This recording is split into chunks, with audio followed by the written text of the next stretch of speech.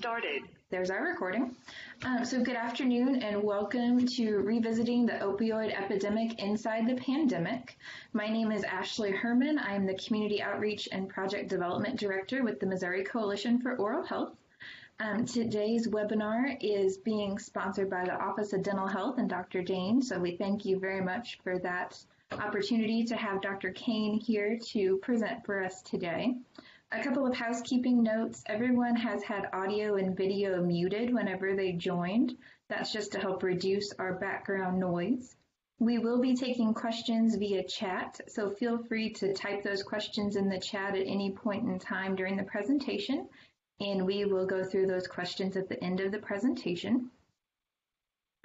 In addition, for continuing education credits, there will be a verification code given at the end of today's webinar that you will need in order to verify your credits on CE Zoom. And with that, I'm going to go ahead and introduce our speaker for this afternoon, and our speaker is Dr. William Kane. And Dr. Kane is a graduate of the University of Missouri Kansas City School of Dentistry in 1980, and he has maintained a general practice in Dexter, Missouri ever since. In addition to practicing dentistry, Dr. Kane's interest and passion have been in the area of addiction recovery and wellness. Since 1987, Dr. Kane has been the chairman of the Dentist Wellbeing Committee for the Missouri Dental Association. Additionally, he has served as a member of the Dental Wellness Advisory Committee in the American Dental Association and has published and presented on these topics numerous times. He completed an MBA course of study from Southeast Missouri University in 1992.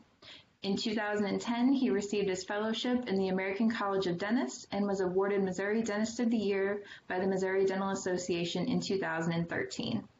Dr. Kane currently volunteers his time and is instrumental in operating the Smiles of Hope Clinic, which provides reduced cost dental care to underserved dental populations in Southeast Missouri. He also enjoys mentoring young dental students as they enter and progress through their dental school time. And in his free time, Dr. Kane is a duck hunting enthusiast and likes to travel with his family. With that, I would like to welcome Dr. Kane, and you may begin your presentation. Thank you very much, Ashley, and thank you very much for helping me get this technology going. I greatly appreciate it. First thing I wanted to start with was my disclosure. I don't have any financial relationship with any company or organization to disclose, and I have to state that the presentation does not reflect the opinions of the American Dental Association, Missouri Dental Association, or the Missouri Dental Board. And topic again is revisiting the opioid epidemic inside the COVID pandemic. And we could turn this brief presentation into probably an all-day continuing education lecture with breakout sessions and so forth. So what I kind of want to do is present the Cliff Notes version of the opioid epidemic, addiction, and prescribing. So I will be kind of hitting some of the high points. There are probably some little nuances that I, by design, will not. So I kind of wanted to just discuss again the opioid epidemic in the United States and how dentistry, the role dentistry has played in that. And then as we need to bring in the collision of the opioid epidemic and the COVID pandemic. So I want to present also addiction, chemical dependency, addictive diseases, and I want to talk about our patients that we care for, that come into our practices and come into our lives that have these conditions. And I want to talk about a patient in active disease, active addiction, or a patient in recovery. And I want to look at some safe prescribing practices. So I'll kind of go through that in a hopefully a concise yet general way. When I spoke at the American Dental Association many years ago, I had to sign an 11-page speaker's agreement that said I would not do or say anything that might upset anybody about anything. So I asked a friend of mine who's an attorney to read that, and he said, well, yeah, Bill, you can't do or say anything to upset anybody, but I think if you give a disclaimer and you sort of assert your First Amendment right, you'll probably still make some people mad. So I'm going to make a little bit of light of my ethnicity and my religious upbringing. What you see here is William, William, and William. I'm the little one that my dad's holding me, and that's my paternal grandfather. And that's 3 generations in the CIA, Catholic Irish alcoholic. So if I've upset a Catholic Irish alcoholic, please forgive me. But the opiate epidemic. Let's talk a little bit about the opioid epidemic. And it sort of intertwines with other co-occurring HIV, hepatitis, and we'll talk about that as we go through there. It's just, it's kind of 2 degrees of separation. You just don't have to peel back the layers very much to see how the opioid epidemic is in HIV and in hepatitis, other infectious diseases, and so forth. So, and then boom, all of a sudden we collide with the COVID pandemic, and just both the opioid epidemic and the COVID pandemic certainly has created a great deal of healthcare challenges, not only in dentistry, but in medicine and social work and criminal justice and just in society in general. Stress-related dental issues due to COVID, COVID clenching. For my dentists that are listening, I certainly have seen an increase in my practice of patients coming in with TMD, clenching, jaw pain, fractured teeth. And, these folks, they're under stress. They're under just a tremendous amount of stress. And we're seeing that. So it's not something that you're seeing in California or Florida. You're seeing that in the Show Me State.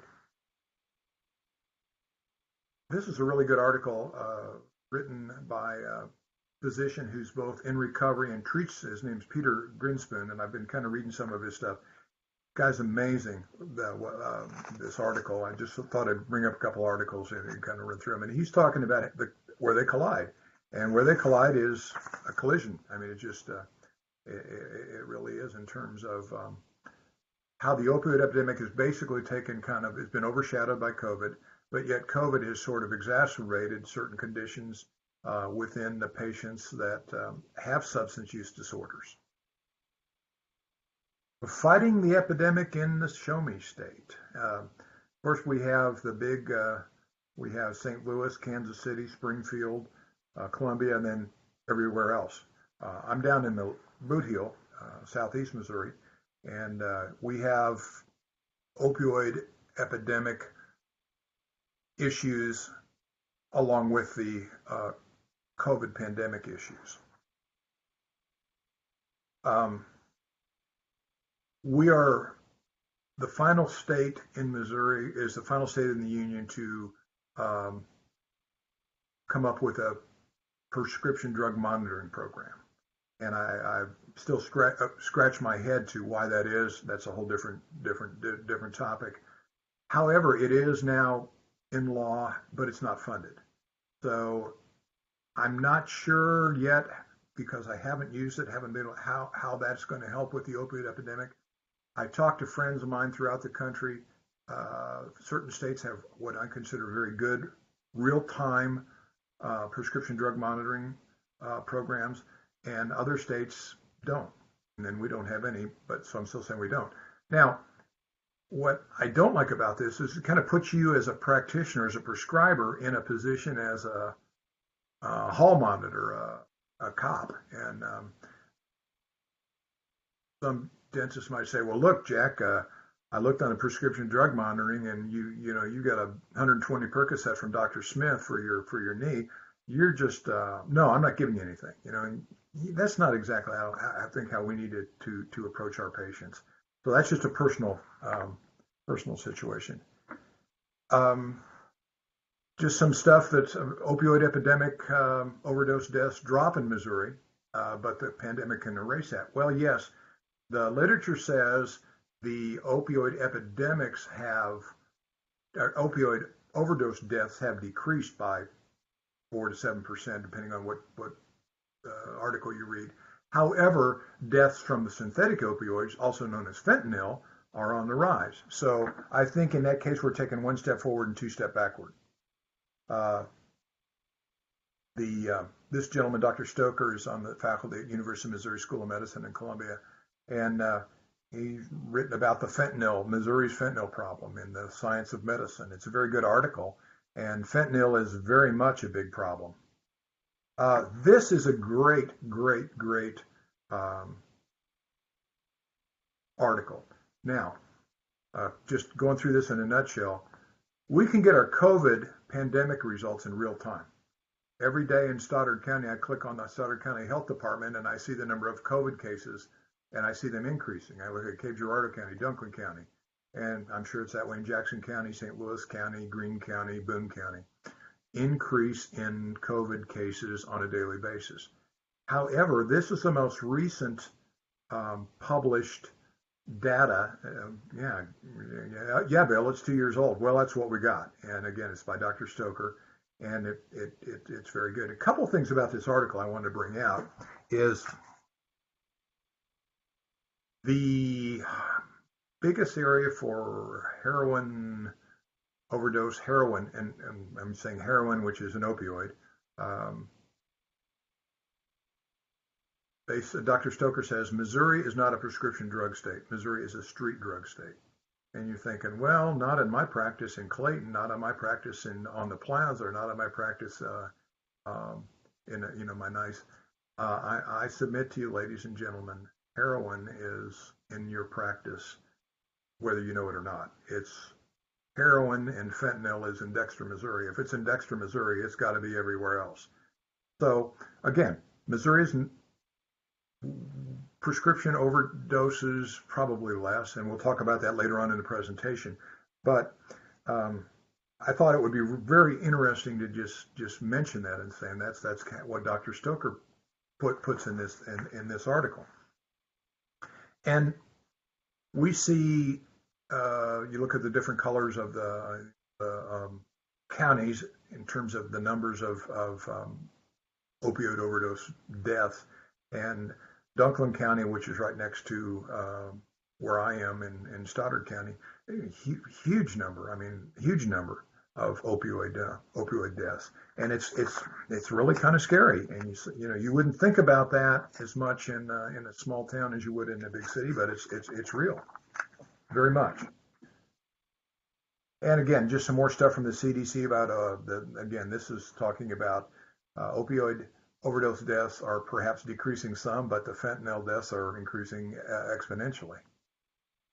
And we don't have to think back, about Jimi Hendrix, rock stars, movie stars, Heath Ledger, Prince, and what John Belushi. And even if you think about Elvis Presley, who died in 1977, prescription drugs basically took Elvis down. So it's been out there. So the opioid epidemic, in terms of dollars, $55 billion a year in health costs, $20 billion a year in overdose emergency departments. That's a bunch of billions. That's $75 billion a year in terms of just the opioid aspects. And then it's more, and I'll show you later on in another slide, as we consider alcoholism and we consider other drugs, cocaine, crack cocaine, and so forth. So what's the missing piece of the puzzle in the opioid epidemic? You hear the opioid epidemic, and I believe it was 2014-15 when they actually took it from a crisis to an epidemic. And what I kept seeing and hearing through all this, they weren't talking about the individual taking the opioids as being part of the puzzle. It was like, well, we have 200 opioid deaths a day. Well, why were these people taking opioids? And this article was written in California Dental Journal. It came out in March of 2019, and journal dealt entirely with opioids. Got some great articles in there, and I was able to co-author one with Michael O'Neill, who was a friend of mine. He's a professor at Southern College of Pharmacy in Knoxville. And I'll just read this to you, what I have circled in terms of, I mean, it's kind of hard to read. I don't think you'll read it, but what's missing in the policies is how to address a condition of the person or patient taking the opioid medication or any misuse substance for that matter, who are either physically dependent, misusing, or has a substance use disorder. How do dentists and other healthcare providers prevent, which we're famous for, dentists, properly prescribe and direct them for professional help if they have an SUD? Traditionally, dentists are not adequately trained in the area of significant efforts to address these issues of education. I graduated from dental school in 1980, and I can tell you how much training I had in addiction. Zero. We went to Jackson County Hospital, and there was an alcohol treatment where they gave the patients difluzinol, and it was, and that was it. Said, hey, you can't give these people alcohol. You can't use alcohol mouthwash. They'll go into acute withdrawal, and that was my only training. So it's been as I began my journey in recovery that I began to understand this. And I mentioned, like I said, I'm the third generation in that picture, the Catholic Irish alcoholic. I will break anonymity and transparency. I can speak from a recovering opioid addict. I can speak from what it's like to have an addictive disease and what it's like to maintain a recovery.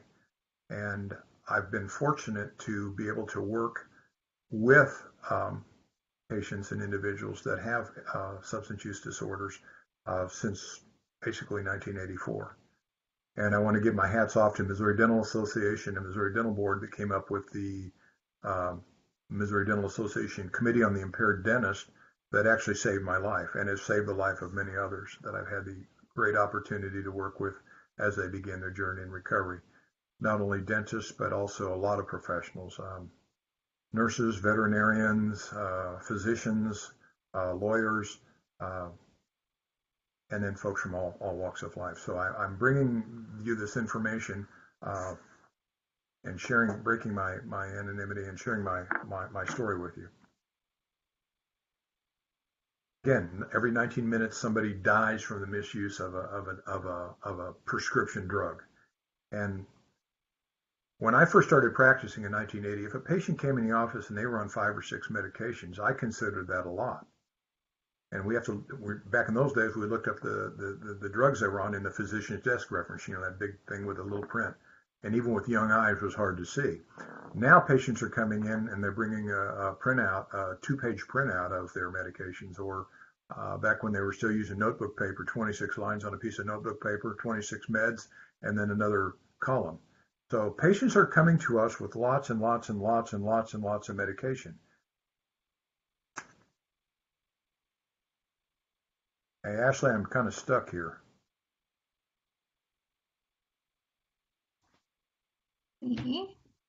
Everything seems to be good on our end. I can't get my screen to work. Oh, wait a minute. Maybe. Try to click forward one more time. There you go. Okay. I'm sorry. Thank you. I just thought I'd bring this up and show you in terms of what drugs are dangerous. And, you look at that and you say, well, alcohol is dangerous. Sure, it is. It's very dangerous, yet it's ubiquitous. It's everywhere, and it's legal if you're over 21 or over 18. Right after that, heroin. Right after that, crack cocaine, methamphetamine, cocaine. Well, and tobacco. And I'm going to talk a little bit about tobacco and how tobacco can really, you understand tobacco and that being addiction, it's a lot easier to understand patients with substance use disorders. Now, this is one of my favorite slides here. This is by Teresa Madden, who is a DDS PhD periodontist. Teresa wrote this many years ago. She said the prevalence in the California Dental Journal in 2008, some 12 years ago, of substance abuse is so high that every healthcare provider in the U.S. sees either patients at risk themselves or experiencing negative effects from substance abuse by a friend, family, or coworkers. So that means all of us that are in healthcare, you think about it, you know of somebody you're concerned about that maybe be at risk, or somebody that you're worried about they drink too much, or they're doing too many Xanax, or they're smoking too much marijuana. So uh, it's everywhere. Now, this is a real interesting slide. This came out in the late 80s. It was in like dental economics and drug abuse in my practice. And, show the guy there with the old dental smock with his blinders on. And I was presenting early on in my presentation career, and I was looking around the room, and there was a gentleman sitting kind of in the corner, and he was arms crossed, very negative body posture. Down here in Southeast Missouri, we would have said he's all bowed up. And he said, I don't have any addicts in my practice. And I'm like, really? I said, well, doctor, do you have any patients in your practice that smoke? Well, yeah. And then you have addicts in your practice. I mean, they're tobacco addicts. So I thought that this slide was really way ahead of its time. And we've all had drug abuse in our practice, even if we got our blinders on or take our blinders off. Now, historically, dentistry, I'm going to do 2009, dentistry got its first bloody nose and black eye from this guy, Kenny Morrison. He was a chef to the stars. He had one of the restaurants down on Rodeo Drive, and all the stars came in and ate, and he was the chef of choice.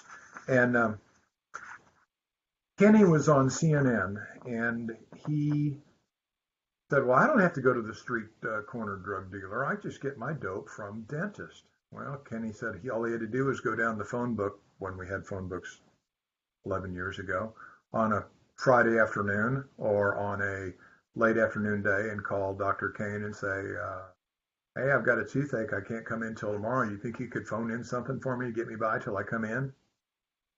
And he would talk about how easy this was. The only thing that kept this really kind of under wraps was that this was the same time Michael Jackson died from his overdose on propofol. So this was kind of our start in our black eye and bloody nose in dentistry. This was before opioids became an epidemic. They were still just kind of a crisis. In March of 2010, a group of folks got together at Tufts University, a program on opioid risk management. And I was invited to come because I was in a well-being committee at the American Dental Association. I walked in the room, and I'm the only one in the room that didn't have a PhD behind my dental degree. They were all academics, and me. And I'm a country boy dentist from Dexter, Missouri, and I'm thinking, am I out of place? However, it's one of the best things that I've done professionally is I got to work with these academics, and I got to learn about the opioid epidemic. And it was really before it became the opioid epidemic. It was still kind of just more of a crisis. And out of that, we got some great work. This was our first article in the July 2011 JADA, Prevention of Prescription Opioid, the Role of the Dentist. And this was an amazing piece of work. This has kind of brought opioids to the front and center, out of the shadows. Same group got an article published in the Compendium. Elliot Hirsch, DMD, PhD, chairman of the Department of Oral Surgery, University of Pennsylvania School of Dentistry, is just an amazing guy, and he kind of put all this together. And out of this work came this that just came to us in September.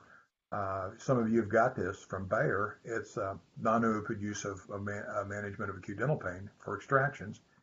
And number 4, they referenced that article. So, I mean, when I called Elliot and told him that, he goes, well, I hate to say this, Bill, but that article's been out there long. It's now considered a classic article. But this is where we where we came up with the very first thoughts that opioids were not needed to prescribe to patients for postoperative dental pain, that you could get by with acetaminophen and ibuprofen. And we'll talk about that a little later. But I thought that was really interesting that 9 years later, the most recent thing that came out in terms of an advertisement yet referenced that as in their bibliography. In 2011, the prescription drug abuse crisis came out. This is during the Obama years, and this came out and said that we as dentists and healthcare providers need to have more education, prescription monitoring. and enforcement. And that's just about the time, again, we were turning from a crisis into an epidemic. What I learned from Tufts is when I was younger, our experience into drug abuse was usually something like this: three or four of us smoking a joint behind a quick shop, sneaking a beer. And what I found out, a lot of young people's foray into drug misuse comes out of mom and dad's medicine cabinet. And what we learned in lock up your medication so the children don't get them. You get your eyes from your dad or drugs from your parents' kitchen cabinet. Didn't really dawn on me as a prescriber that if I prescribed somebody 20, 25, at that time, Loracet 10650 or Loracet, whatever they were, that they may only take 4 or 5. Well, whatever happened to the other 15? Hello.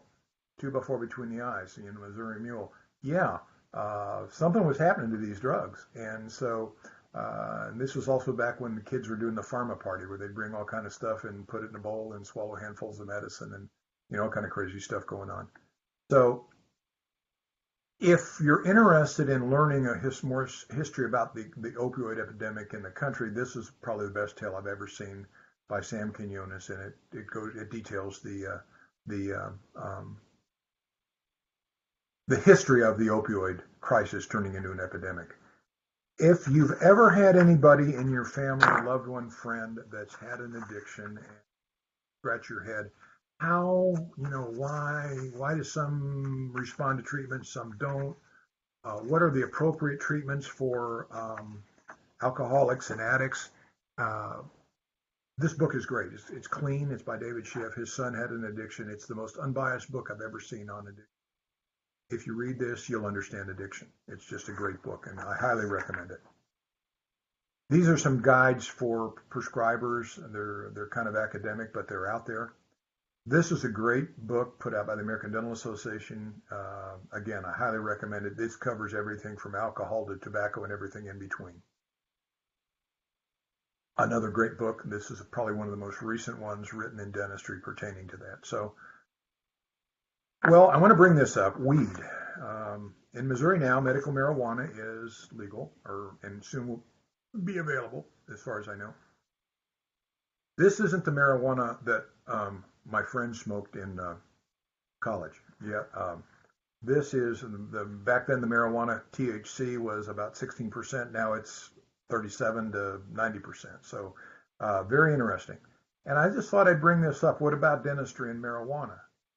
Okay, we're kind of heading into that a little bit. There's a lot of stuff to talk about in dentistry and marijuana. And, our patients are using it. Now, I'm trying to think if my dental assistant or my dental hygienist with fibromyalgia went out and smoked a joint at lunch and came back and kind of fell asleep on the patient while she was scaling and root planing, that wouldn't be very good. So, same thing. If my hygienist or my assistant went out and drank 3 margaritas at lunch, same thing. So just thought I'd throw this out for some discussion, some thought, because a lot of times what I think my goal is to raise more questions and answers and give you more questions to think about and to pursue than just tell you things. And in Missouri, heroin is the number one bad opioid. This goes back a couple years. There were a couple front pages of the Post-Dispatch about the heroin, the rise in babies that are dependent upon heroin when they're born. Now, Missouri first responders now carry Narcan, and they've had to give that to, I've talked to some of my patients that are state patrolmen, and they say sometimes they've had to give as many as 4 Narcan to bring somebody back, and sometimes 4 is not enough. Now, interestingly enough, in the COVID epidemic right now, pandemic, I'm understanding from reading and researching this that some of the first responders, police, fire, don't really want to give this to somebody, and when they bring them back, they're coughing and retching and creating an aerosol and perhaps exposing them to COVID. So this is where the COVID pandemic is sort of like, okay, well, maybe these first responders, when they get a call that there's an overdose, maybe they're dragging their feet. So Just something to think about. I just thought throw that out there. The Surgeon General said we healthcare providers should be carrying Narcan with us, but let me tell you, how many Narcan can I put in my hip pocket? Maybe one. If you got a fanny pack or you got a purse, you could carry a couple. Should we have it in our dental offices? You betcha. Whether it's somebody comes with a patient and they overdose while they're waiting in your reception room while somebody else is being treated. Um, Narcan is available. You can buy it over the counter, no questions asked. Narcan was also called the safe shot, and if you recall Prince, when he was coming back to Minneapolis, he landed his plane in Iowa and got a safe shot and then came back in. So this is out there. Addicts know this, and addicts are carrying this with them. And it's a good drug. I carry some in my vehicle, and I take it with me when we go to our extraction clinic because we never know. And again, leading cause of opioid overdoses, more so than motor vehicle accidents. We've lost more to opioids than we have in the Vietnam War.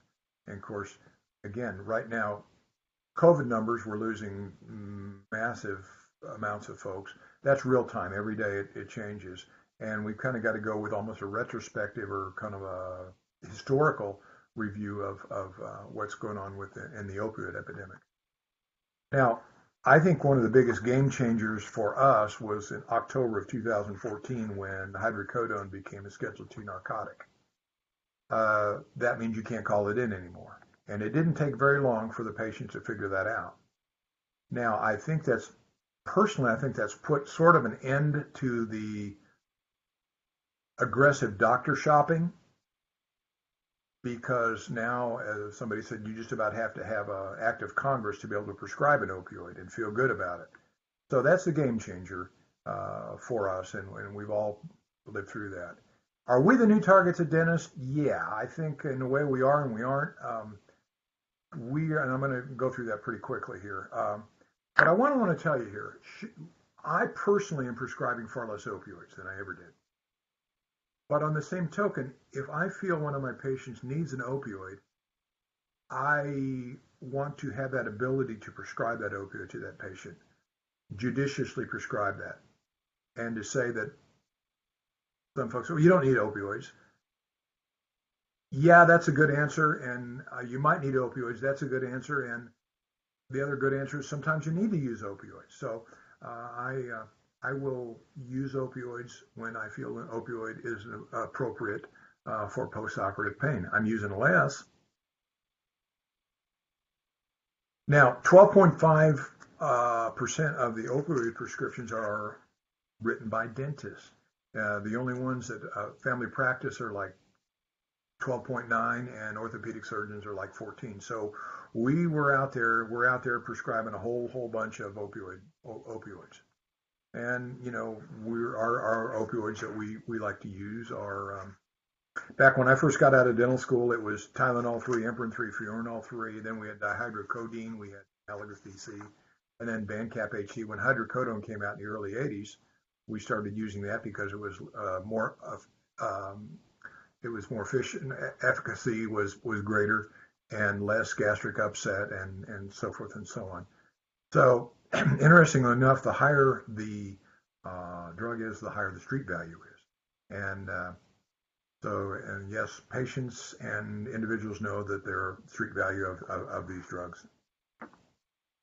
Very interesting article came out 2018 in JAMA by Harbaugh et al. At University of Michigan. Wisdom teeth are driving the opioid prescription. And I want to talk about this briefly because I was getting asked this by mothers in my practice in Southeast Missouri. They looked at 71,000 patients with commercial dental insurance that wanted wisdom tooth extraction. And they did all kind of extensive studies and meta-analysis and so forth and so on. That if you had the opioid prescription filled and you took it, you had a 2.7 times greater odds of becoming opioid dependent. Well, you say that's not very much. Well, that's 2.7 out of 100. That's 2.7 folks. Now, this got a lot of publicity. This was on Lester Holt had this on Dateline and 60 Minutes and so forth. And Chicago Tribune, dentists routinely prescribe opioids and the risk of causing an opioid addiction. And dentistry is all about prevention, preventing tooth decay, gum disease, sleep disorders. How about this one? Would you give your child heroin to remove a wisdom tooth? Ask your dentist how prescription drugs can lead to heroin abuse. Well, this kind of inflamed a lot of folks, and they said, well, my patients aren't going to use heroin. Well, and I kind of thought, that's a little bit out there. They actually had this billboard in Times Square. But now, if you remember from organic chemistry, and I do not, you look at the molecular structure of heroin down in the lower right-hand corner, and hydrocodone, and then oxycodone. I mean, the ethyl-methyl chicken wire, those chicken wire, the methyl groups, benzene rings, and there's just not a whole lot of difference in the molecular structure of heroin and hydrocodone. They're just a couple methyl groups away. So they're very similar, and they react to the brain in a very similar way. And again, heroin is a large part of the substance abuse now. And if you're, let me look at that. If you use alcohol in excess, you're 2 times likely to become dependent upon heroin, 3 times marijuana, 15 cocaine. But how about this? Opioid painkillers are 40 times more likely to become addicted to heroin. And I'm going to tell you, ladies and gentlemen, the stigma of heroin has gotten less. Heroin used to be the hardcore addicts in the inner city and shooting galleries and just Skid Row kind of stuff. It's not. And it is taking the place of prescription opioids because it's cheap, it's available, and patients are using it. Now, preventing the heroin epidemic, this is from the CDC. They want to reduce and prevent people from taking heroin. They want to reduce the addiction by medically assisted treatment, and they want to reverse heroin overdoses. You'll see that here in a little bit when we talk about the science of the opioid epidemic. Fentanyl, I mean, goodness gracious, this is some bad stuff. 1,000 times more potent than morphine. And this is what the heroin dealers are cutting or lacing, putting in their heroin. And, what a little 2 picograms can kill somebody. And this is what the first responders and the highway patrolmen and the paramedics and the EMTs are scared of, of the fentanyl, and rightfully so. It probably comes from China, and the quality control is probably non-existent. Now, American Dental Association has put about 4 articles out about opioids over the last couple of years, and they're all pretty good. The dentistry kind of keeps this sort of not on the front burner, but maybe the middle burner. And one of the things I want to talk about, we're concerned about the safety of our patients. We don't have the Hippocratic Oath that said, I will do no harm, but basically we try to do no harm to our patients. And so as we move forward, I think we need to recognize that we as dentists need to appreciate the fact that patients bring us addictive diseases. We also need better education in undergraduate dental school and graduate dental programs. We need to look at our prescribing practices. And really, here's where I want to say, we need to understand the difference between acute and chronic oral pain. And we need to be able to manage patients in active disease or in recovery, just like we learn how to manage patients that are on anticoagulants or on or severe diabetics. And so we need to also we think nothing of sending a patient to their physician or their primary care provider if they have hypertension. I had a young man in yesterday, took his blood pressure, and it was asked too high to take the tooth out. And I said, man, you got to go see your physician. We got to get this down. I didn't, have any qualms, and I don't think any of us do. And I think we need to also get to that point where we sit down and have a talk with a patient, even with our mask up, and say, Fred, I'm really concerned about your issue here with the hydrocodone or with the alcohol. Uh, Fred, we've got these assessment options in our community. So um, briefly, we all know about this type of pain, acute dental pain, inflammatory, neuropathic pain. And, as general dentists, we're primarily looking at acute dental pain. And those that have severe chronic oral facial pain need to be treated by the specialist, neurologist, and they may need opioids, and they may need gabapentin, and they may need other different kinds of medications that I'm not comfortable as a general dentist prescribing and managing in these conditions. So let's talk a little bit about pain for a minute. You've all heard the 1 to 10. Pain is whatever the patient says it is. And goes back into the 90s. My brother, who works in the hospital industry for years, he said, Bill, I'll tell you what drove that darn opioid epidemic, patient satisfaction surveys. He said, you didn't want anybody to be unhappy that you didn't give them whatever medication they wanted for whatever they thought they needed. He said, so that was what drove my brother's not a dentist, he's an administrator. So I thought that was interesting. But this all happened, the fifth vital sign, it all started in the 90s. And actually, 2016, they said, no more fifth vital sign. Well, guess what? I went to see a physician here on October 30th, and they asked me what my pain level was. So they're still using it. It's still out there. I don't know that it's quite as prevalent as the fifth vital sign, but nevertheless, it is still there. And it's something that some patients will come in, particularly if they're medically trained nurses, paramedics, and they'll say, well, my pain is whatever, 4, 6, whatever. They'll tell you.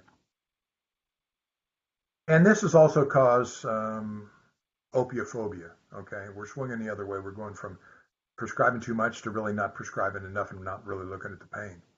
And we as dentists, I don't know that we're concerned about our patients, but it's so hard to measure pain. You can't stick a pain thermometer in and say, well, okay, I'm measuring 6 or 8 or whatever.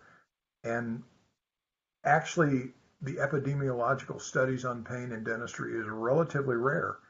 And there are some good studies, but there are not a lot of them. So it's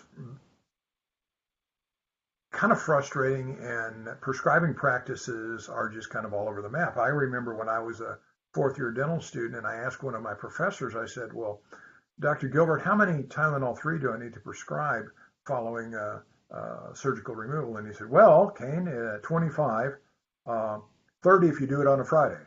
And that was pretty much how I was taught to prescribe numbers of pain. Well, when you think about it,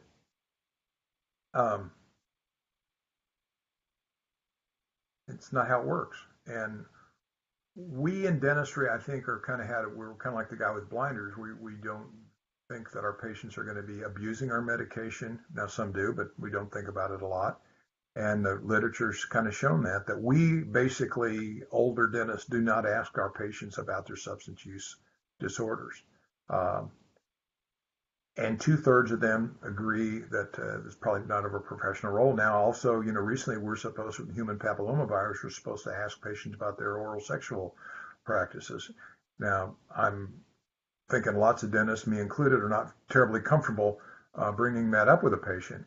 And a lot of dentists aren't comfortable thinking, well, that's not part of my job as a dentist to find out if you're overdue and if you're using heroin. That's just not part of it. And so very little literature on surveying patients' substance abuse disorders. There just isn't much out there. So I thought we were going to kind of move into addiction and substance use disorders. And I thought I'd bring up some terminology. Substance use disorder, abuse and dependence, alcoholism, addictive diseases, and chronic pain syndromes. Now, chronic pain syndromes, your patients are dependent upon opioids. They may not be addicted to the opioids. And we'll talk about that, and that creates problematic issues in treating those patients. Now, how about this one? Gambling, eating disorders, sexual, internet use. I'm going to hold up a phone. I think we're all addicted to these things, and I've got patients. I was doing a root canal with a patient. She was on nitrous oxide. She had a rubber dam on. Her phone rang. She pulled it out of her pocket and handed it to my assistant and said, "Enter that for me." Okay. I submit to you, ladies and gentlemen, our patients bring us this stuff, and these patients are. I'm submitting. Perhaps patients don't come to the office. They forget their appointment because they're all wrapped up in their Facebook or their shopping or whatever they're doing online. So social networking addiction. So I'm just bringing that up as patients bring that to us. I crazy. Yeah, I think it's out there. Now, 10 to 33% of Americans have substance use issues, depending upon what you're looking at. Look at the numbers there: 5.6 mil in alcohol, 16 million in illicit drugs, 46.5 smokers. Now, if you take addiction cost entirely, $600 billion annually. I mean, that's fuels the healthcare industry quite well. Here you go with the prevalence sign again. I thought it's appropriate to repeat that. And we all know people out there. We know people that smoke. We know people that use smokeless tobacco. Are they addicted to nicotine? Yes, they are. Let's talk about risk factors as your patients come in. Genetics, look at me, William Terrence Kane IV, fourth generation. Yeah, I mean, it's in the DNA. Gender, generally male. Mental, other depression, anxiety, OCD, peer pressures, healthcare professionals. We as dentists, dental hygienists, nurses, physicians, we have a higher incidence of substance abuse issues. Stress, and certainly has stress increased using during COVID? You bet it has. I've seen lots and lots of relapses where patients have relapsed after a period of sobriety, whether it be short or long, during the COVID pandemic. And I just want to stress, addiction is an equal opportunity disease. It'll affect Betty Ford, First Lady of the White House, down to the folks that are homeless. Now, why do we use? To escape, to feel normal, to celebrate. You don't need the grand opening of the pack of cigarettes is a great reason to use. Now, this is something that came out again, Partnership for Drug-Free America back in the 80s. This is your brain on drugs. You all probably saw this on TV. That is pretty much way ahead of its time because National Geographic, which is supposed to show us pictures of people in Kenya and Guatemala, they did a great one on science of addiction and where does it happen? In the brain. Okay. Now, addiction is like any other disease. It's preventable, it's treatable, it changes biology, and can last a lifetime. You can demonstrate, as I'm showing you there, certain normal brain scans versus abnormal brain scans from a cocaine addict and an alcoholic. Now, the American Society of Addiction Medicine says the primary chronic neurobiological disease with genetic, psychosocial, environmental factors, characterized by the following: and impaired use, compulsive use, continued use despite harm, and craving. That's one of the great definitions. I want you to look here just to find it can be fatal if not treated adequately. You will die from, you have three choices with an addictive disease. You can recover, you can be institutionalized in a jail or a mental institution, or you're going to die. And so I've seen people die from this. Now, here's where I think we need, as healthcare providers, diabetes, hypertension, asthma, that's a chronic disease. And you treat chronic diseases different than you treat acute diseases. And sometimes I think we try to treat addiction from an acute disease standpoint. And in reality, we're looking at it, we're missing it by a country mile. Now, here is probably the greatest slide I've ever seen in terms of, if you want to look at isolation, at the bottom one there, the characteristics of addiction. And what have we been doing during the COVID pandemic? Isolating. Isolation has absolutely exacerbated patients that have substance use disorders because they're not accountable, they're not out there, if they're working from home and they get drunk every night and have a hangover, well, they somehow can cover that up and manage to get something done. but it's not like they're coming in the office smelling like alcohol or arriving 20 minutes late or something like that. So Nora Volkow wrote this back in 2009. The neurobiology of behavior gone awry. Mental mismanagement, denial, terminal uniqueness, and isolation. And this is one of my favorite slides because mental mismanagement is like, okay, I've got paid on Friday and I need to pay the rent, but instead of paying the rent, I'm going to go out and buy a bunch of cocaine and not pay the rent. Denial is, I don't need to pay that rent. I don't have a problem. You have a problem. Terminal uniqueness is, I am so unique in my situation that if the world would just appreciate me for what I am and leave me alone, I'll be fine. And then, of course, isolation. And every addict that I know, whether in recovery or active disease, isolation is probably the addict's worst enemy. And this is where the brain, just a brief drugs affect the hypothalamus, the neocortex, and they flood your pleasure center with dopamine. Pleasure center is, chocolate, getting an A, graduating with honors, getting married. And this is what it does. It floods your brain, and it's like, okay, that's good. Let's do it again. Now, real quickly, one of the things I want to talk about here, and this is the DSM-4 diagnosis of addictive diseases, and it's how psychiatrists and physicians actually make the diagnosis of alcoholism or opioid use disorder, cocaine use disorder, whatever. Tolerance. Okay, tolerance is, what happens is you develop a tolerance for opioids, and what happens with a lot of opioid overdoses, and particularly with heroin, is okay. So you're using a lot of heroin. You go into rehab, you get off heroin, you decide then later on you're going to relapse, and you use your first use after rehab is the same dose you did before you went into rehab. And it's too much, and respiratory depression, and you're it. You've expired. So this is the diagnosis, and you got to have two of them to be positive. 4 is a severe use disorder, and so this changes from time to time. I've been to DSM-3 and 4 since I've been around, and this is just again how the professionals come up with that. Now, this is denial, which is not the river next to the pyramids in Egypt, but denial is not just a river in Egypt, it is what every addict has. They deny they have a problem, and it's the pathognomonic sign with isolation. Addiction now, like a lot of other diseases, is on the molecular basis. And back when I was in dental school, molecular stuff wasn't as popular as it is now. I could read the science of addiction. The neurobiology of addiction, I could read about 2 pages that I could actually understand. So right now, addiction is being addressed from the molecular standpoint. This is the American Society of Addiction Medicine, Principles of Addiction Medicine. This is the Bible. This is the Goldman and Glickman Pharmacology book. This is the Gray's Anatomy book. This is the Guyton Physiology book that we all studied from. This is what in addiction medicine. Wonderful book. Great resource. Now, I want to briefly talk about, this came out 2017. Again, Nora Volkow wrote this, and this is the role of science in addressing the opioid crisis. And here you go, real quick. Opioids prevention and reversal, like the heroin previously, treatment of opioid use disorders, and treatment of chronic pain. This is what the science of is out there doing. Nora heads up the National Institute of Drug Abuse. And so this is where we're headed in terms of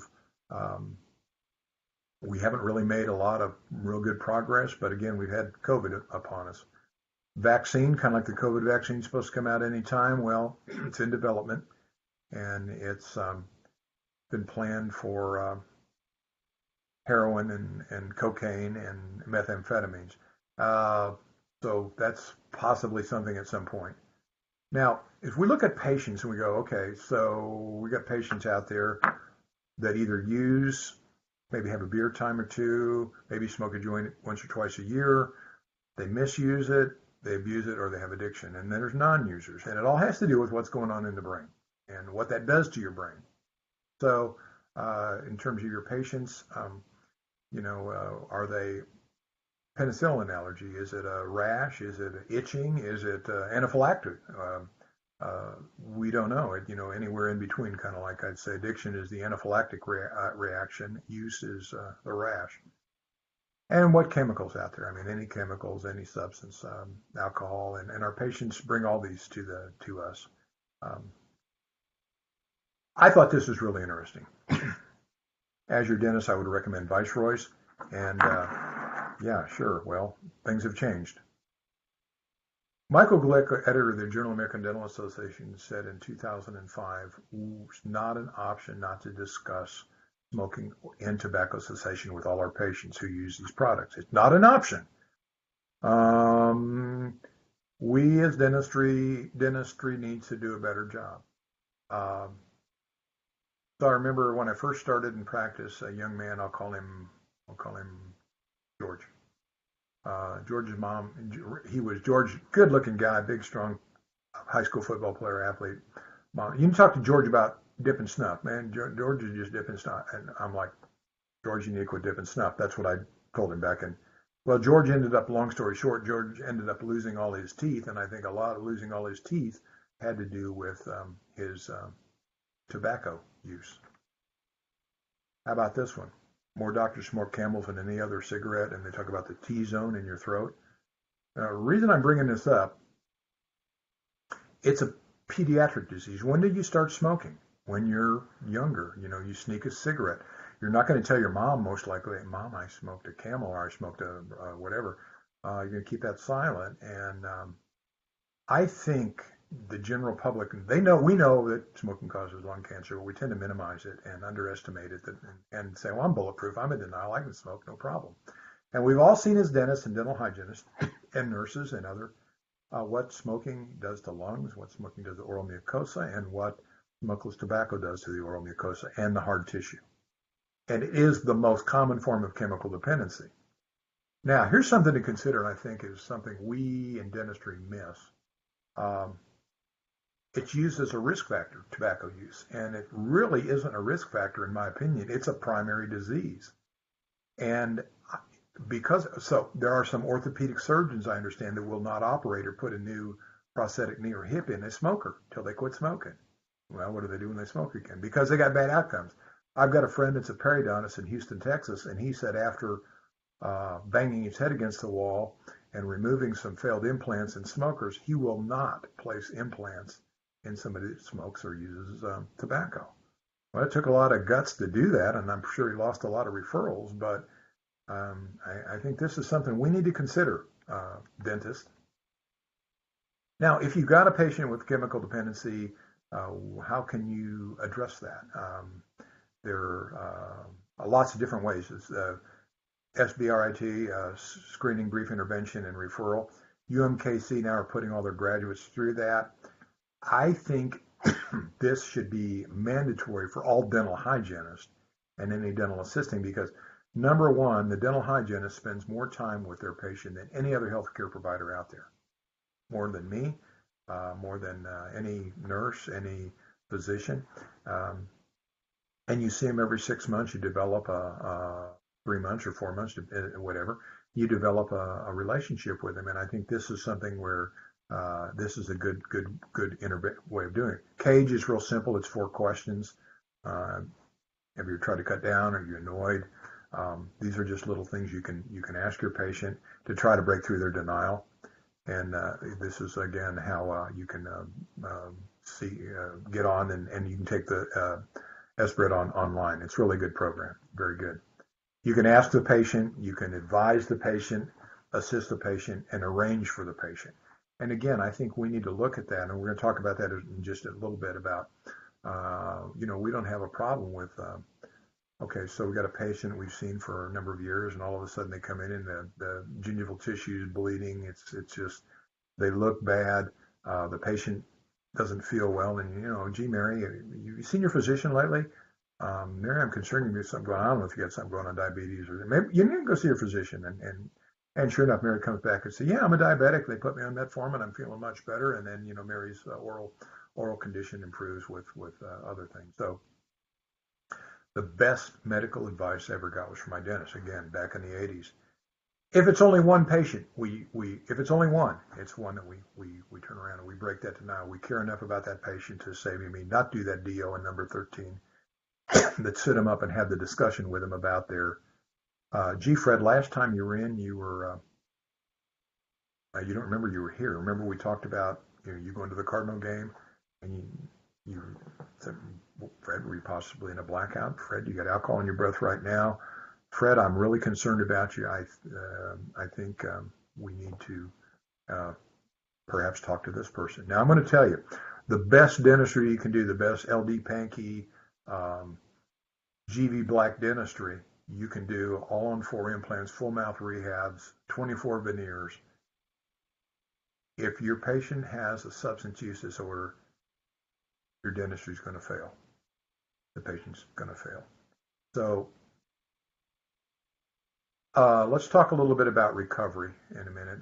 Usually involves some sort of intervention and then appropriate treatment and then a transition into recovery. And your patients that maybe Fred went to treatment and comes back and said, gee, Dr. Kane, thank you for recommending that I go talk to Joe down the street. He sent me to a treatment center. I went to rehab. I'm going to Alcoholics Anonymous. I'm blah, blah, blah. And I'm working a program. So usually involves an intervention. If you ever seen intervention on H&E TV, it's A&E TV. It's wonderful. It's about 99% accurate. There's a little Hollywood in there, but it's really good. And it almost makes the hair on the back of my neck, gives me cold chills because it just brings back lots and lots of thoughts. Addiction's a family disease, and you have an addict in the family, but the spouse, the children are all affected. And addicted families, I grew up in an addicted family, and I would truly say, I grew up in a combat zone, and all my, I'm the oldest of 4. My siblings have all had issues with substance use. So, what is treatment? People don't get better without something changing, and it ranges from A to Z. There's a do-it-yourself treatment. There's the Minnesota model, medically assisted, and then the mutual self-help. And the books there on the right, I got those from Barnes and Noble, and I said, there's addiction for dummies and how to recover without going to AA and all kind of stuff. I tend to be more biased towards 12-step recovery, although I understand and I have seen a few people recover through faith-based programs. But you're kind of biased. You buy your favorite car, you have your favorite soda, you have your favorite. I tend to be biased because I've seen the results in the Minnesota model. That's generally 28-day inpatient rehab. The outpatient, the intensive outpatient IOP programs work. They require some effort. It's a very complex process. It's not just the word X or recovered, former, cured, not appropriate. I refer to myself as a recovering alcoholic addict, and it requires intensive effort daily. And kind of like a diabetic, how does a diabetic stay healthy? Well, they take their medication, whether it's insulin or metformin. They watch their diet, they watch their weight, and if they don't, things get out of control. These came out of scholarly literature, anesthesia analog and Goldman and Glickman's pharmacological therapeutics book. And so I know recovery. I know recovery, and I know it's hard work. It's just not something you can do. And also your relapse rate is inversely related to the duration of recovery. So somebody that's in treatment, out of treatment, 30 days has a much greater chance of a relapse than somebody who's been out of treatment 10 years.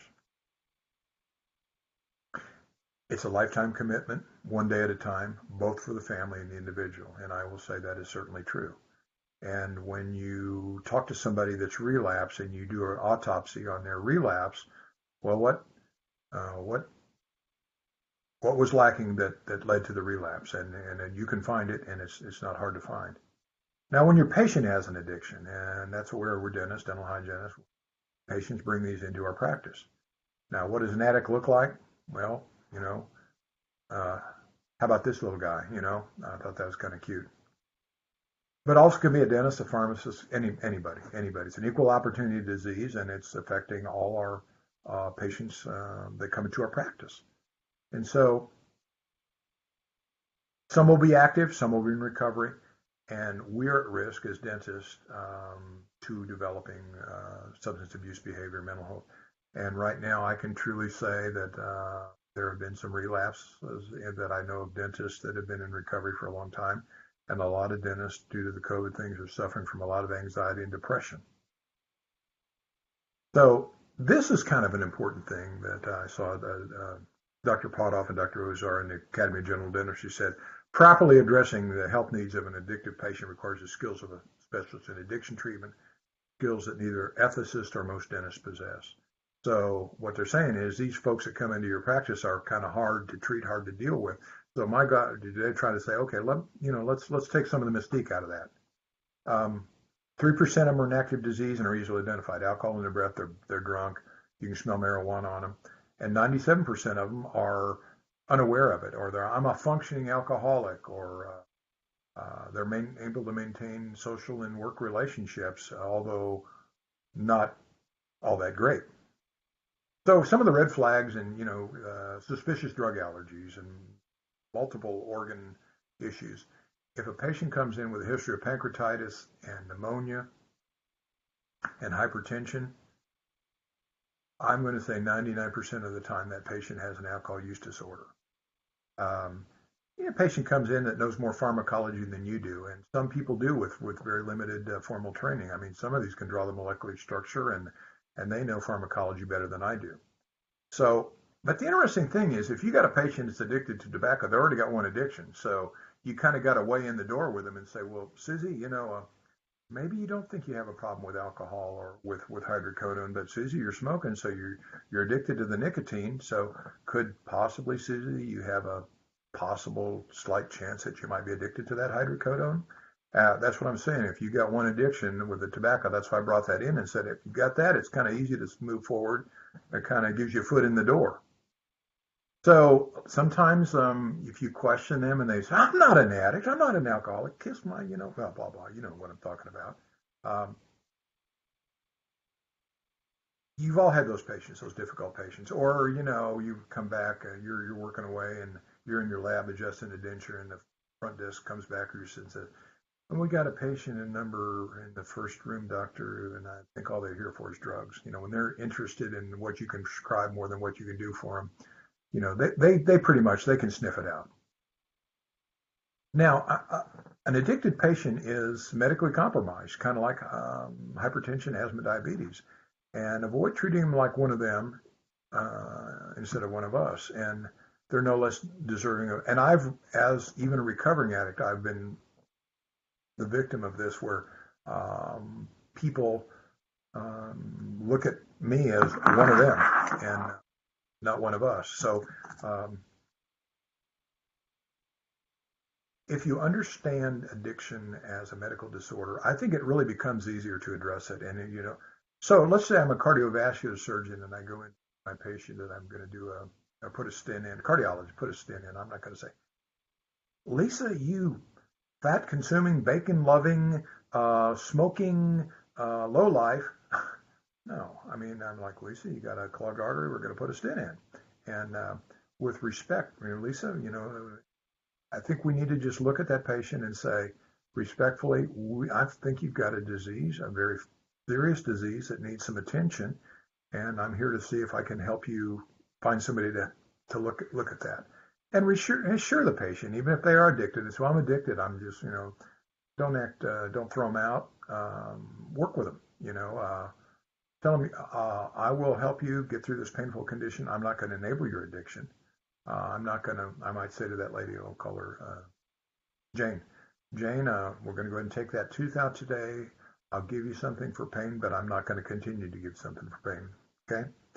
So I think we need to accommodate the opioid dependence and realize that, because we're heading into something that I want to touch on and kind of move on through kind of quickly. A lot of patients come in with, okay, here's a quandary.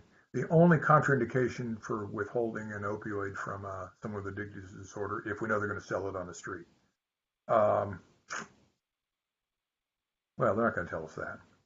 That's a quandary, and that's from now chronic pain disorders. We all have patients come in with TMJ, with migraines, with irritable bowel syndrome, with fibromyalgia, and a lot of these patients may be on opioids, and you can see where the pain disorder and the addictive disorder zone kind of overlap, and it makes it kind of hard to see. And part of that's a hyperalgesia, the response that these chronic pain patients have. So explain to me like this. So if I get stuck with a pin and I rate my pin stick 1 to 10, and I might say, well, 8. Somebody with hyperalgesia, I stick them with a pin and they might go 8,000. Well, it has to do with the ascending, descending inhibition of the spinal root nerves, something that's very, very complex. I don't have time to really go into right now. But these patients that come in, I'll tell you what happened. I had a young man come in who was a friend of one of my daughters. He was on methadone for chronic pain. And I took out some teeth and said, that'll do it for you. And he kept saying, no, I'm hurting. I didn't understand. This was 15 years ago before I understood hyperalgesia. I should have given that guy some Percocet in the short run to take care of his acute pain. So what I'm saying is patients come in on hydrocodone and fentanyl patches. For acute pain, you may need to prescribe a very limited number of oxycodone or something like that. And I had a kind of discussion with a pharmacist. I had a patient that's a chronic pain patient, and I've written for 6 oxycodone. And he wasn't going to fill it because this patient was on hydrocodone, and he didn't think she needed that. And I'm like, she needs it. What about hyperalgesia? Oh, okay, I see where you're coming from. So this is the stuff that's a little complex, and this is where you need to consult the patient's physician, a patient's pain specialist, or they decide, frankly, I really don't want to treat this patient. I'm going to send him to the oral surgeon or the endodontist. And so again, this is hyperalgesia. It's difficult to understand, and it's difficult to manage these patients. Now, oral systemic link. Okay, that's meth mouth. And I'm saying, if you try to restore that in a patient's using meth, what's going to happen? Your crowns, your veneers, your endos are going to go south in a hurry. That's meth mouth. This is opioid mouth. Now, that's what I'm calling it. Now, you notice the difference in the caries. Dry, leathery, white. Wet Hershey bar, dark. I mean, you don't see as much white stuff in the shiny. Now, here's a Kane thought on that. Opioid-induced nausea. I think these people, you see people on heroin, and they're on the nod, and they got, vomitus down there, and of course I'm thinking they may, have a girding, and that the girding may polish those caries, lesions, and make them like that. Nobody's called it opioid mouth yet, and I see that in the clinic, and I see that, and I think that's a real condition. So as we're moving on here, trying to conclude, this is something I really want to talk about. If an addicted patient is only partially capable of making his own decision about his oral health in relation to his own pain and desire for drugs. So, if a patient comes in and they consent for an extraction, a root canal, whatever you're going to do to them, and you do that, they sign the informed consent or give you the verbal informed consent to go ahead. What if they're in a blackout and they don't remember? Or they come back later, and they're not in a blackout and go, you pulled the wrong tooth. What the heck did you do to my tooth? So this is something complex, and I think it's very, very challenging if you're treating somebody under the influence of any kind of narcotic. We don't do informed consents when the patient's on nitrous. We do them before we put them on nitrous. If something changes, you need different informed consent. What do we take them off nitrous? So this is just something to think about in the opioid epidemic. And so when you're treating somebody in active disease that comes in, there's no simple answer. Get a physician consult. I think an antibiotic prophylaxis is important for IV drug users because they've got stuff on their heart valves you don't even want to know about. Now, they're more difficult and take longer to treat. And they have unpredictable behavior. They can create their own dental pathology, and they're very undependable. If somebody comes in and tells me, when I was in the Army, they did this, and then my last dentist did that, and my mouth's this way because when I was in the Army or I was this, so if it's not my fault, it doesn't take me long to figure out this patient may possibly have a personality disorder or substance use disorder. So I think in terms of, those are really hard to treat. And I think they should only be treated emergency, and that you shouldn't really enter into a long-term complex treatment pattern because it's going to fail. Now, on the same token, if somebody comes to you in recovery and you don't want them to relapse and you want to cause an iatrogenic relapse, you need to understand recovery and give an accurate diagnosis, determine their status in recovery, phase treatment, and you need to know what you could possibly do to this patient to cause them to relapse.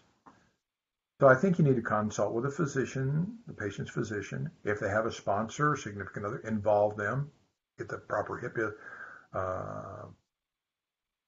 agreements signed, and again, postpone extreme painful conditions till the patient's been stable for 2 years. My first sponsor in AA was a physician, and he had the most gnarly wisdom teeth, distal angulars, 17 and 32, and we elected not to have any. His mouth was a train wreck from his addiction, and we did crowns and endos, but we waited until his 2.5, 3 years into recovery before we had those distal angulars removed, and that was probably a good idea because he developed bilateral dry sockets. But again, those are some things to think about. And if a patient's doesn't have a support group of recovery, they're not usually going to meetings, they're not seeing a therapist, the relapse is greater. Oh, I'm stronger now. I don't need to go to. I'm going to church. I'm doing the relapse. You just got to be real careful. And one of the biggest questions I get: should I give a patient in recovery nitrous oxide? And I'm like, no, no. So here's one of the things we're seeing now, particularly now with the COVID epidemic, is the use of medically assisted treatment, MAT, buprenorphine, methadone. Very rarely do you see antabuse anymore. Sometimes you'll see naltrexone for alcohol and opioid use disorders. So these people, this is helpful. It's not treatment. They may or not be involved in a support group. They may not be involved in any kind of counseling, but it's something better than nothing. But they're very difficult to treat. Also, buprenorphine, Suboxone, methadone, got to consult with a physician, and you may have to watch and switch and discontinue medications. It's very complex and very, very difficult. And Subuclade, that's the new one that's out there now, extended release buprenorphine. I see some patients at our clinic. I see some in my practice with this. And yeah, they sign a contract. They're not supposed to drink. They're not supposed to do Xanax. They're not supposed to smoke pot. But maybe some do. And buprenorphine is a great drug, and there's really a dearth in the literature about how dentists should treat that. Now, and I'll tell you a story here. I had a patient who was in my practice, and she left my practice about 15 years ago because we couldn't agree on her getting hydrocodone every time she had her teeth cleaned. So she shows up about 15 years later. By this time, she just had 6 through 11, and they were class 3 perio. And she'd been somewhere before, the day before, and they treated her like a drug addict, she said, and she wanted an immediate denture. And so she came back to me, and she didn't tell me she was on Suboxone. She didn't tell me she'd signed a contract. So I wrote her a prescription that she's a lot of pain, and this was back several years ago before I wouldn't have done this. I gave her some Norco. And the pharmacist called me and said, do you know this patient's on Suboxone? No, she didn't tell me. So I called her up and had her come back in. And I broke anonymity with the patient, and I said, now, Connie, you didn't tell me about this, and I need to know this. Well, I didn't want you to treat me like a drug addict, blah, blah, blah. Well, anyway, so we decided with our physician we would take Connie off the Suboxone. We took her teeth out. I gave her some more Norco. I never saw Connie again. And the last I heard that Connie, and I'm using a fictitious name, was out there using heroin again. So I got burned really bad. So I'm thinking now, here's my thoughts on this. University of Michigan's got the only thing really out there is if your patient's on buprenorphine, talk to the physician, increase the buprenorphine, use that as an analgesic, and then go to your NSAID. So, and be real careful when you're operating on these patients. use profound local anesthetic, and only use an oral anxiolysis or nitrous with consultation with a physician. Profound local anesthetic is great, and what I sometimes do on these patients when I'm done working with Arcane, I'll go ahead and inject a carpule of long-term anesthetic, Marcaine, to keep them numb longer. I know I'm running out of time, so I'm trying to get down to the just say no is not what we need to do in terms of ethical prescribing. And now we have electronic prescribing in Missouri mandated, although it's not been funded and there's no legislature. So we're supposed to do that in January, but I don't think we'll be doing it. And I would watch any mood-altering drugs to a patient in recovery. It's just dangerous. And these are all the dangerous drugs that are out there. When you're treating somebody, avoid their drug of choice. Consider longer-acting opioids if you have to use one, and use medication with lower street value, and avoid self-administration. Now, talking about pain briefly, kind of cut through the chase real quick. Best pain reliever, 1,000 milligrams of ibuprofen, 1,000 milligrams of acetaminophen, 400 milligrams of ibuprofen Q6 for 36 to 48 hours. Now, here's the problem. You're not supposed to get more than 3,000 milligrams of acetaminophen unless directed by a doctor. And of course, if you take two 8-hour Tylenols times 3, that's 3,900. So I think in the short run, after consulting with numerous physicians, this is back when the acetaminophen dose was 4,000, and now it's 3,000. In the short run, it's probably okay unless your patient has liver disease. And again, that's use your discretion there. And this is greater. This is equivalent to the hydrocodone. This is the article from Paul Moore and Elliot Hirsch, multi-stutter, several thousand patients where they determined this 1,000 milligrams of acetaminophen, 400 milligrams of ibuprofen was equivalent to 5 milligrams of hydrocodone for third molar extraction patients. So I've been using this in my practice for over-the-road truck drivers since 2009 with great success. As long as I tell them, Fred, I can't give you Vicodin if you could drive that big rig down the road. This is equivalent to a Vicodin. You're only going to need to take it for 36 to 48 hours. And, let's face it, if they're hurting after 36 or 48 hours, they either got some kind of infection, or, they've got a dry socket, or they got something we need to address. So I'm going to just kind of, this article, I'm going to refer back to, I talked about it earlier. This has got the latest thing on it. You can use acetaminophen with naproxen. You can use it with ibuprofen, use it with aspirin. It's kind of like a hamburger with, what do you want it? Mustard, ketchup, pickles, the whole works, whatever you want. This explains a lot. It's very, very good. Very, very good. And this is from something I saw from the University of Oregon dentist about prescribing opioids. And again, it basically says, let's get back to using NSAIDs. Consider that as your front line. And this is something that's kind of coming out there in terms of me finishing up here. Exparel, it's bupivacaine, and it's oral surgeons are using it, but it's like $300 a dose, and they're injecting it in the soft tissue following third molar surgery, and the patient basically is numb for 2 or 3 days. Has some promise. I think it's quite expensive, and I don't think general dentists are going to be using it very much, if at all. And so, $240 for a 10 cc. And so, it's there have been some studies out. It looks promising. I think if it were something that was less expensive, it might be more affordable or more accessible. The game changer here is that they're coming out with a kappa opioid receptor agonist, kind of like some of you older folks remember Talwin. That's an agonist. But Pentazine's an agonist. So this may be something that you're going to see coming out in game changer. Now here's something. If you had ever told me somebody would abuse gabapentin, I would have said, no way, Jose, till I read this article. And now I'm finding out people are abusing gabapentin. Why? Because it's easy to come by. They can steal it from grandma. Grandma can call up the family practice doc or neurologist, get more gabapentin, and they're calling it Johnny's on the street. And you take enough of them, you get a pretty good buzz. So something new out there. And the gabapentin is available on the streets, and the kids know about that. And So just some things to consider when you're treating a patient in recovery or now, we've got the best thing out there, local anesthesia.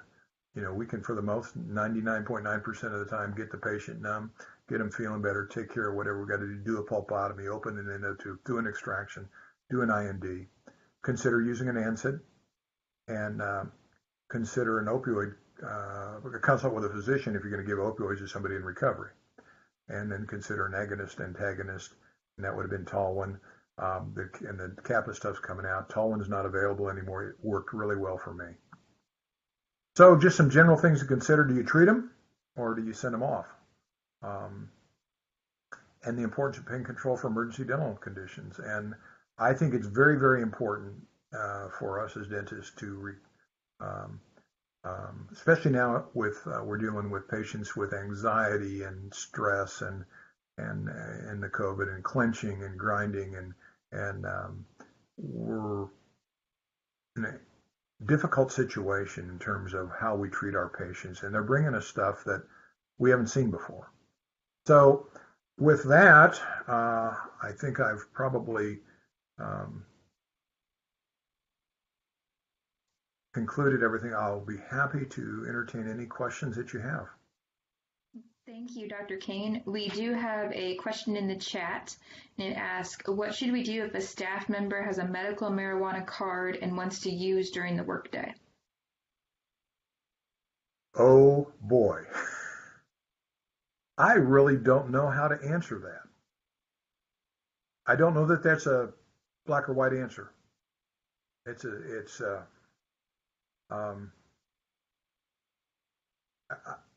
Again, that's more questions than answers. And honestly, actually, I cannot answer that. That would be something I think the employer and the employee need to have a discussion, possibly with I don't know how to answer that.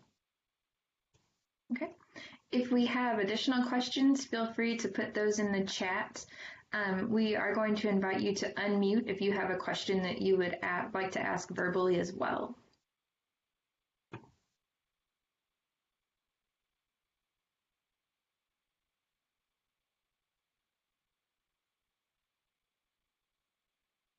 And we'll just wait a couple seconds and see if we have any additional questions come through.